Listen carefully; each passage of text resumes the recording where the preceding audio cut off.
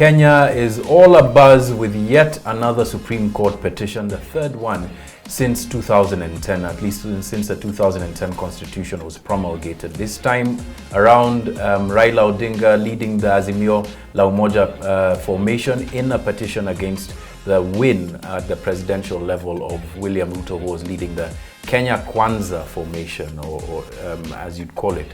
And there's been lots of news, lots of fake news, lots of shiny things that we've been told to focus on over the past couple of weeks leading up to the petition itself.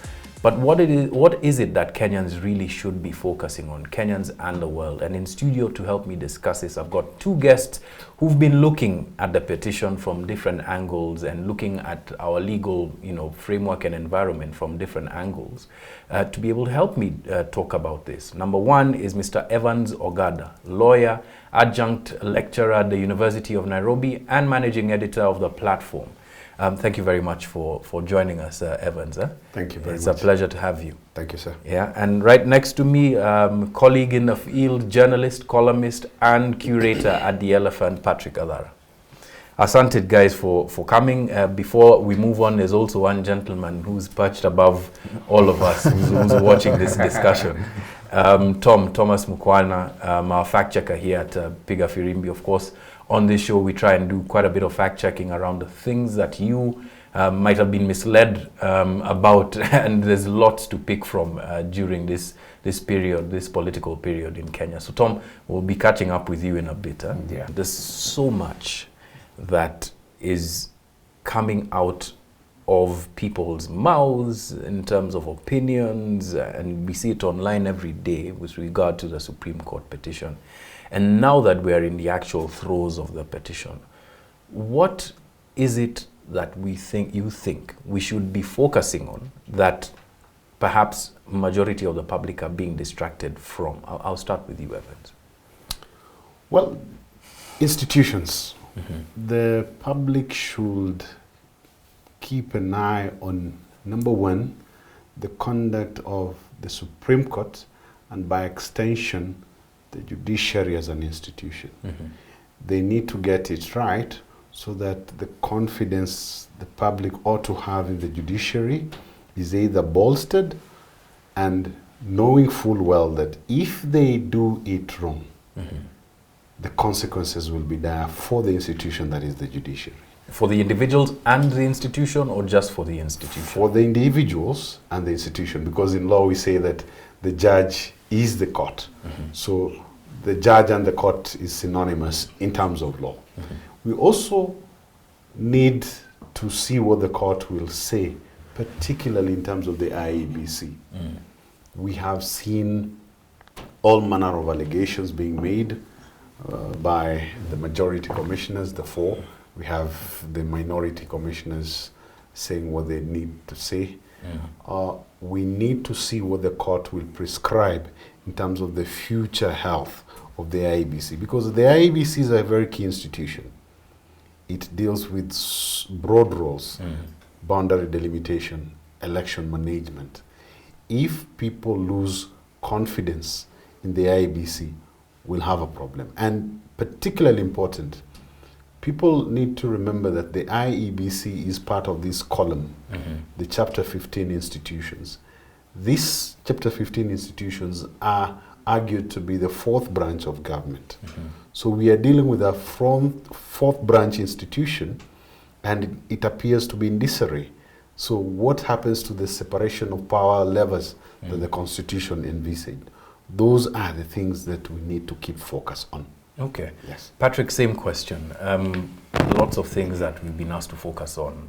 If you go onto your Twitter feed, you'll have arguments going, left, right, and whichever direction. But what to you, as a person who's been analyzing this election, but also past elections and the petitions thereon, that the public perhaps is missing? I think I will start by saying that we've got to see this as part of the system. As part of how things should work. We run an election, people who are disaffected can go to the Supreme Court. This is all part of the system. And for me, the really important thing is to see which are the parts at work which are the ones that don't. What do we actually need to fix? I think it's really important that we focus on the process itself, and to think about why do we end up at a situation where, so for example, there's this split within the IEBC. It's not the first time.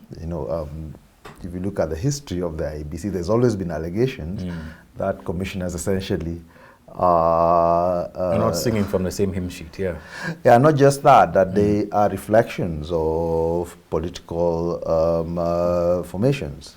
So in 2017, you had allegations that some commissioners were NASA commissioners and others were Jubilee commissioners. So this is not new, and I think we need to start thinking about it systemically, and to think about what's the process that we have to get in an IEBC. What are the things that we do to secure that IEBCs outside of the political process, For me, some of the more disturbing things is when you hear about these sort of secret meetings that they were having, or government officials going to talk to the commissioner before he announces his results. We have seen through the through this election there are certain problems. So let's actually take the time to think through what's our problem, or what's our electoral system. What are the problems therein, and how do we fix them? And we actually think through all the way from the sort of registration of voters, etc., because we know we have problems with the voter register. All the way to petitions. But you see, Gathara, I mean, just to dive into your point a little bit more, you've actually mentioned that that's part of the problem, that there's audit after audit. The 2013 election, there was an audit after that, that identified some of the very things that you're talking about. Same with 2017. Not only was there an audit that was, a post-election audit that was conducted on behalf of the IBC, there was a ruling that annulled the election that recommended certain things be done. And yet we are in this position again. What is it about us that we're not able to switch into that gear that actually takes these recommendations and deals with them? It's because we're waiting for the politicians to do it. That's a problem.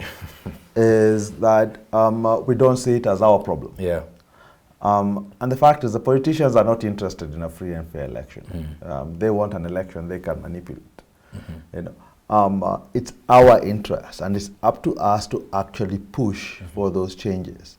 We shouldn't be waiting till like the eve of the election and then they cobble together sort of minimum reforms. If you actually look at our history, pretty much every election there is minimum reforms they do just before elections just get passed. Right from the IPP. Yeah, exactly. Yeah. And it is up to us to decide that actually this matters to us. And it doesn't matter at election time. It matters immediately after this election. And we start working to safeguard the next one. Assuming that we are waiting for the politicians, right? As someone who practices law and takes a lot of public interest cases to court, a Kenyan will be asking, fine, if it is not my representative in the National Assembly who is going to do this for me, how do I do it for myself? You understand? And how do I start to take the reins away from the class that we have given this power to be able to do the things that Gathara is talking about? Well, we need to have proactive citizenry, in the sense that the citizens are empowered by the Constitution to go to court and compel certain actions. So, for example, if recommendations will be directed to specific offices by the Supreme Court, which I suspect will be the case, then it is for this particular citizen to say, hold on, Attorney General. These recommendations were directed at you. You have not effected them. So we are coming to court through judicial review or through the Constitutional Court. You have to effect this. And orders will most likely be obtained compelling the Attorney General to act. Apart from the citizen going to court, we need to have a depoliticized office of the Attorney General, because that office has not served its function well in successive regimes. As you're saying that, Yes. That's actually an interesting point for my next question. Did you find it strange that the current Attorney General chose the position that he has taken with regard to this petition, essentially not opposing the petitioner's prayers, where in the past it seems that the Attorney General was holding brief, in a sense, for some of the respondents in past petitions, in a sense, on behalf of the government? Yes. Is this a departure that could be seen as something that's more proactive within the position of the Attorney General, or is this just more politics? Well, this is, I think, the context and the politics of the day informs the trajectory that the Attorney General has taken. And it goes to what I was trying to say, that we have essentially had an Attorney General's office that, instead of being politically neutral as expected under the Constitution by Article 156, the AG's office has played the role of being the politician's lawyer, the politician who is in office. And that is dangerous for the country. I don't know if people remember, during the sunset days of Trump's presidency, chaotic as it was, the Attorney General could stand up and tell him, hey, no, boss, the Constitution of the United States expects me, the Attorney General, to do this. Garland, the current Attorney General, has been critical of some issues within the administration. He is basically telling the administration, this is the law. And that is what the law expects of our Attorney General, neutrality in terms of dealing with legal issues. Unfortunately, that office, and indeed many other institutional capacity frameworks within the Kenyan state, have been appendages of politicians. The impute of all of what we are saying is that we have a situation in which institutions are heavily compromised, either by politicians or by their own inaction in the face of the system that we have today. And if you're looking at the response of the electorate in this election, some might point to the fact that over 7 million people just didn't show up to vote as being some sort of a protest against this kind of thing. If this isn't fixed, what does an election in Kenya look like in 2027? That's one of the things that kind of discomfits me. You talk about 7 million not turning up to vote. Actually, 71% of our population, either because they're too young or they did not want to participate in this process, were not voting. You know, we only have 14.4 out of 50 million people. You know, and that to me speaks a lot about a disengagement. Remember the trouble the IBC had just registering new voters. They are targeted 10 million, got less than a quarter of that. You know, and we've got to think what are the long-term implications of this. You know, I think in the end, the system we have is safeguarded by the people. In the end, it's up to us to ensure that the system does our bidding.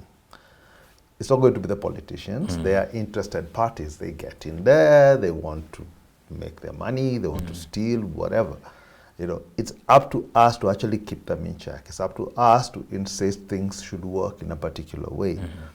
And if we disengage, you know, from that process, if in the 5 years in between elections we are not active, you know, we sit back, then all we do is, in essence, we perpetuate the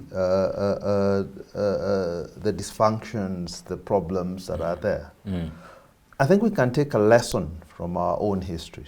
You know, things were not changed by us voting people into office. So think about the whole reform fight in the 90s, late 80s all the way through the 90s. That was all predicated on us voting people in. We did not get changes to the constitution because we voted in a better president. I would argue that in 2002, at the sort of tail end of Moi's regime, is when Kenya had sort of a real sense of freedom. And that wasn't from the beneficence of Moi, so that he was a nice guy. We pushed it, we struggled, we changed things. These sorts of discussions 30 years ago were unthinkable. You couldn't have had them. We created that space. It's not a gift from politicians. Another institution, or perhaps the institution that is now the focus of Kenyans, the Supreme Court, is now becoming a center for fake news. Thomas Mkwana, I want to bring you in at this point in time. Already, we were just getting out of the pre-trial stages of the Supreme Court petition, and we're already seeing some very, very slick fake news, misinformation that's targeting the Supreme Court and as well as the judges on the court as well. Can you give us a bit of what's happening right now? Well, we first have a post that has been making rounds from yesterday, midday. It claims that... Yesterday, sorry folks, because this show is recorded, yesterday was the 29th, today is the 30th, So it claims that Justice Isaac Lenaola has been bribed by Gladys Cholet, who's the women rep for Uasin Gishu County. So you notice that this is a slick line of disinformation that is trying to diminish faith in the judicial system, that is the Supreme Court right now. It's been making rounds, and just look at the likes, 496 likes and 124 retweets, 26 quote retweets. And how do you identify that this is fake? Because for a digital front page, as they come, that looks very much like the Stars, like the Stars front page. Well, at a glance, you think this is real. It has a date, it has everything that is relevant at the moment. Everything is right, but this information is very triggering. And it pushes a specific agenda. If you see something that either aligns to your own biases or is so triggering as Thomas mentioned, then please, especially if it's like a headline, just take those extra 10 seconds, go to nation.africa, go to the Star, even if it's from us, come to our website and check what exactly is on our website, so you'll be able to tell whether that's fake and that isn't. This is the actual... That's the headline, huh? Front page. See, we went to Chebukati, the top right corner is the same one that is used in this one. So everything is right except for this. But they got the font right, they got the right images, they had the labels right. Another thing that has to do with the Supreme Court, this very fake front page, I should call it a screen grab, has been making rounds on Facebook and Twitter. It says that the whole system is rigged. And if I could zoom into this, it says that their sources, as they'd call them, claim that this whole filing of petitions is just standard procedure, and the case is predetermined. so we are obviously going for a run, and everything is not true. They're trying to diminish trust in institutions with these fake headlines and front pages. So. And if there's been any election in which fake news, misinformation and disinformation has been weaponized, it's been this 2022 election. I mean, we thought that 2017 was bad. We thought that it was bad with Cambridge Analytica, what have you. But this one is on another scale. And in another show, we're going to be talking about the kinds of misinformation that we've seen during this electoral period, and just focus on some of the things, some of the tricks that we missed. There have been incredibly explosive things that have been said in those affidavits. If you look at John Githongo's affidavit as an example, whether or not people believe that he was using screen grabs as a demo for, to show how how rigging took place, how the system was hacked into, and for me the most interesting ones were the minority versus majority, commissioners' petitions.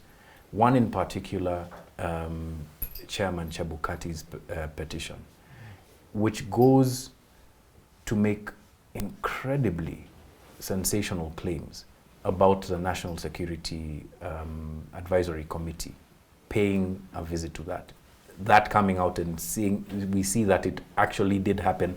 There actually was a meeting. My question is not so much about the content, even though it's really tempting and tantalizing to want to speak to them, but to the consequence of lying in an affidavit like that.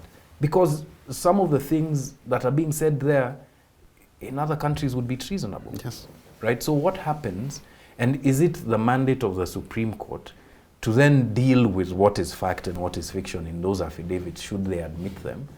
And even if they don't, who then deals with what has been said there? Because now it's out in the public. Yes. Yeah.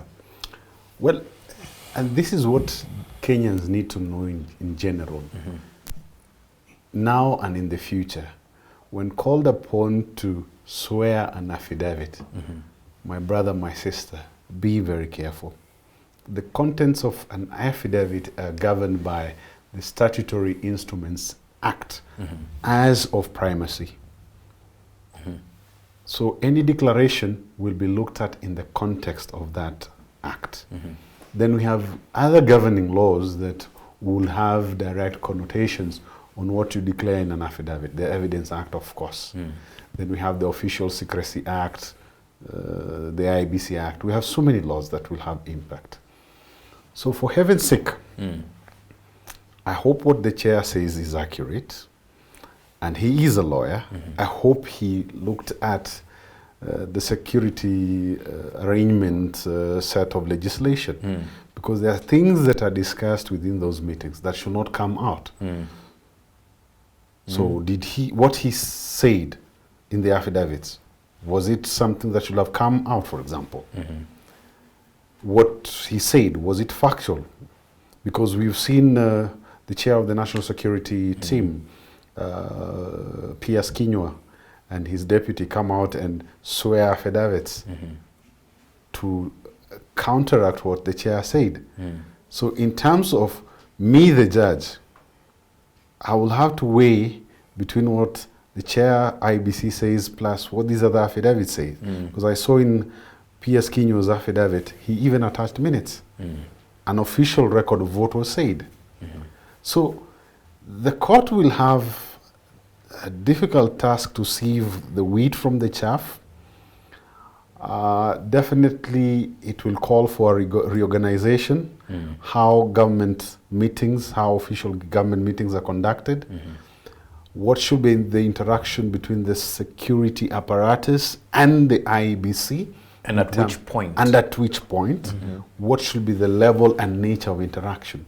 So those are the safety questions that will be asked for the future of Kenyan elections. Should Chebukati or even P.S. Kinyua be lying in their affidavits? What happens? What's the consequence? Law 101.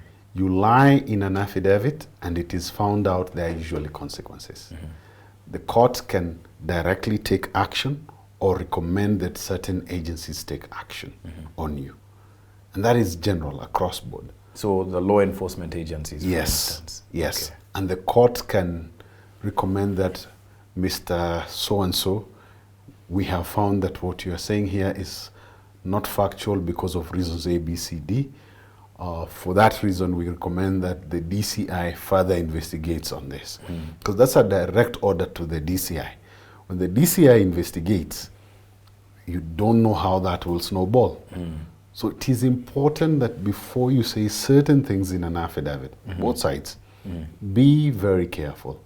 Gathara, we are not talking about the specifics of the affidavits, but perhaps in totality, what meaning you can derive from what's come out about the political system in which we exist. Like, what is it that you're sitting back and thinking, I've got to say, I'm loving it. As the one beginning, would, as a journalist would, you would love at it, the yes. beginning of this whole election cycle, I mean, actually not at the beginning, but let's say since voting day, you know, we were treated to this idea of transparency.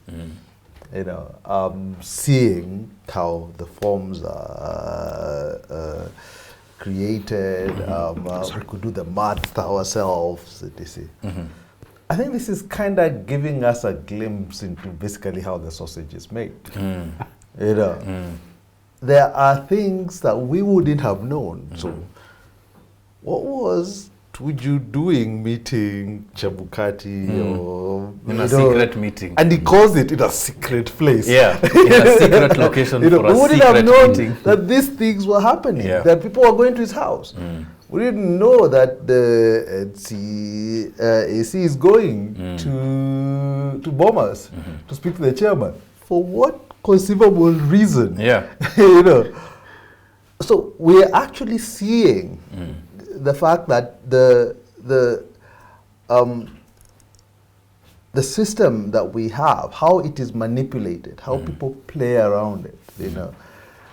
And I think it's good for us to actually see it, you know, because that means in the aftermath of once we are done with this whole election cycle, we should actually be thinking, what should we do to make sure this does not happen again? Yeah, because the next question is that this election is before what some people have called the last line of defense for Kenyans, the Supreme Court, right?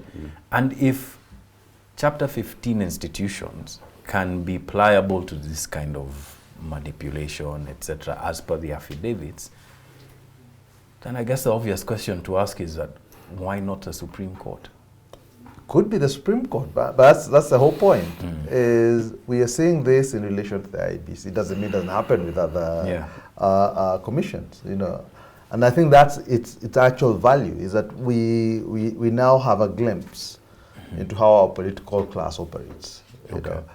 If we keep our eye on the ball, you know, after this election season is gone, you know, those are issues we need to keep alive to. We need to stay, alrighty, how do we actually fix this? How do we move forward on this? And not to wait for politicians to decide, you know, when it's convenient for them to do it. It's up to us, you know. So I'm enjoying that we are seeing it, you know. I am really hoping that that glimpse is going to actually motivate us going forward to actually insist on changes, you know, changes to the system. Yeah. I mean, I find it funny how we have CCTV cameras all over the place to monitor us. But we don't put them in government offices to monitor them. You know, so perhaps that's the idea. Because serikali ni sirikali. Yeah, you know. I hate that expression. Exactly. Honestly, I do. You know, so put them there. Yeah. Let's see how they actually do their business. Yeah. And that might actually tend to moderate some of these tendencies that they have towards manipulation. What are you looking forward to at the end of this petition that you as a lawyer would be proud of? Well, there's something I call the famous troika. Constitutionalism, the rule of law, democracy. Whatever way this petition is determined, we have to think of Project Kenya in terms of those three limbs of statehood principles. The Constitution and future institutional actors have to think of how do we reinforce constitutionalism, how do we broaden democracy, how do we ensure that the rule of law thrives in this country. And this, Gathara has been speaking about civic engagement. We have a tool for civic engagement under Article 10 of the Constitution, public participation. And the real intention in that was to engender a culture of civic engagement right from the grassroots. I think only Governor Kivuta Kibwana, because he's a constitutional lawyer, knew what was the intended purpose with public participation. where we could see pictures of him going to Makueni and sitting down with people and people formulating ideas. That is what public participation needs to do. When we have citizens engaged from that early stage and in processes right from the grassroots, then perhaps we will stymie this continued habit of people being disengaged from voting and from the civic space. We need to assure young people that when I vote, my vote counts. So we need to think of Project Kenya broadly in terms of constitutionalism, the rule of law, and certainly democracy. And democracy is not synonymous with the ballot. Democracy means much more, and it certainly entails the involvement of the people actively in terms of processes and policies that government formulates. All right, thank you very much for that, Ogada. Gathara, same question, but I want to tinge it a little bit. There are things that you're looking forward to, but there's also things that you perhaps are not looking forward to. In a minute, give us both as you give us your final thoughts. What am I looking forward to? I think we have an opportunity to set a bar. I think after 2017, we established a bar, about how elections should be, that the processes matter, is not just the outcome.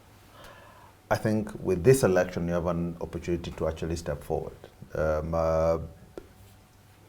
Whatever is decided over there, we should insist all elections from now on should be things that we can tally.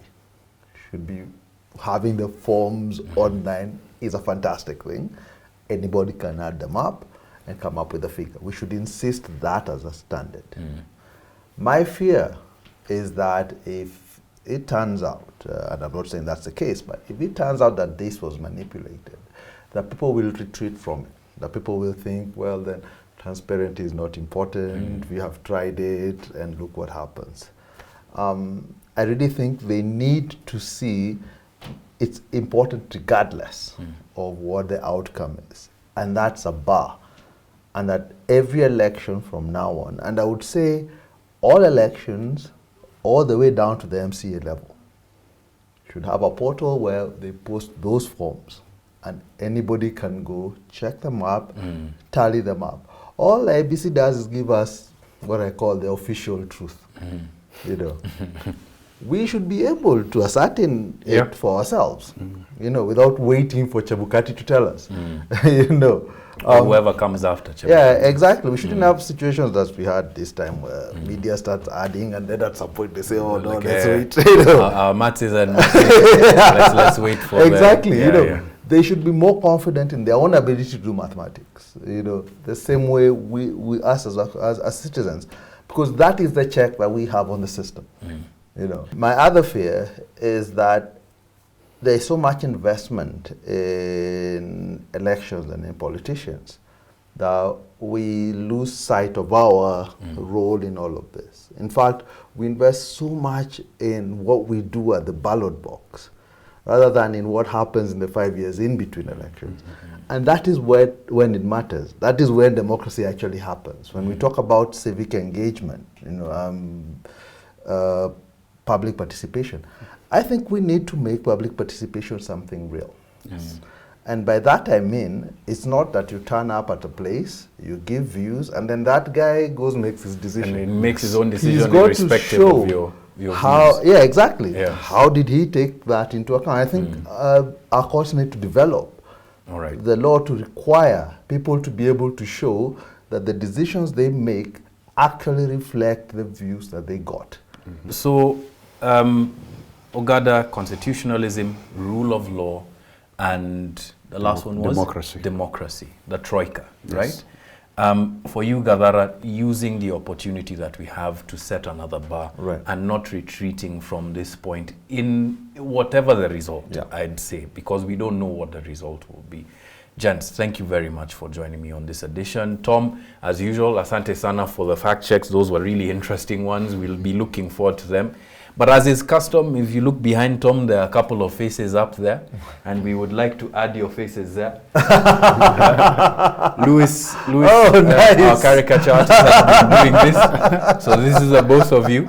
All right, we'll send you guys a that's copy. nice. Just turn it. You can turn it around for the camera too. Yeah.